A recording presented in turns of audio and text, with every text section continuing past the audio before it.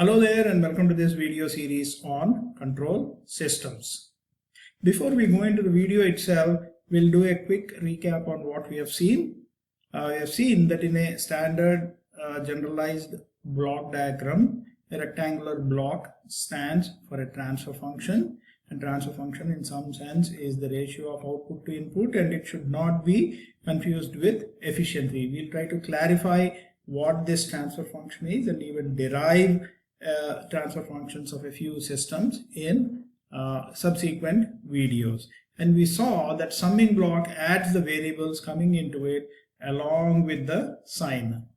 After watching this video, you will be able to find the overall transfer function of a simple standardized feedback control system.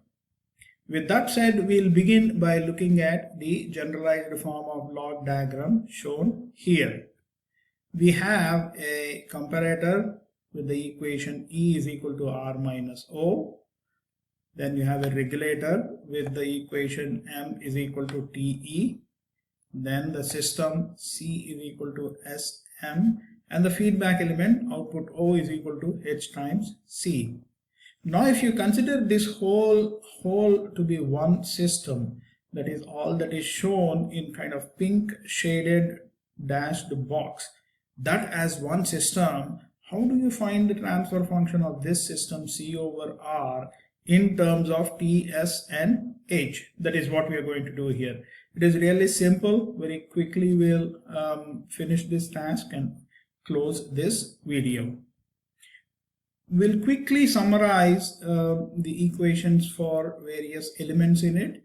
You have a comparator, you have a regulator, you have a system, and you have a feedback. We saw that this ratio M over E is the transfer function of the regulator. The ratio C over M is the transfer function of the system. O over C is the transfer function of the feedback element and any other signal conditioning elements that are in the feedback path.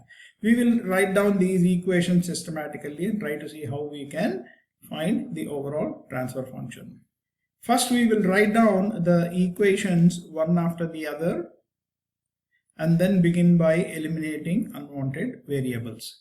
We'll begin with the equation for regulator M is equal to TE, and then in place of E submit R minus O.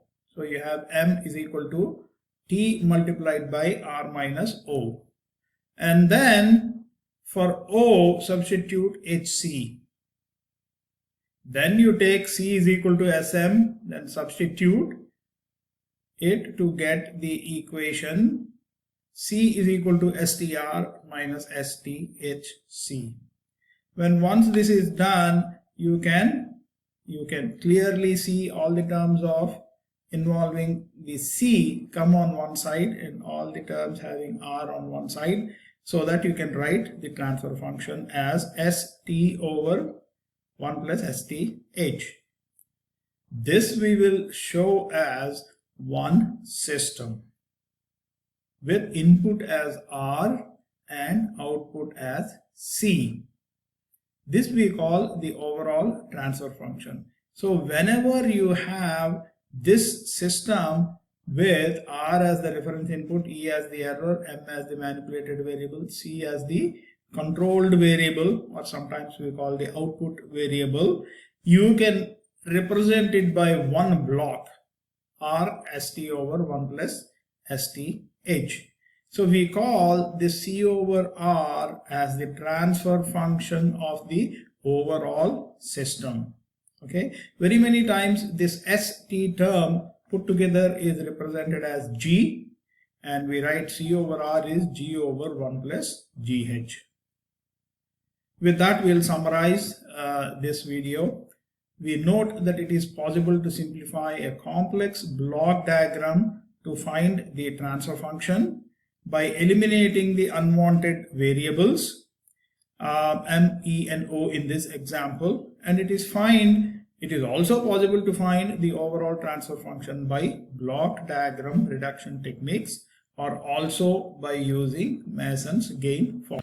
That's all we have for now. Have a great day.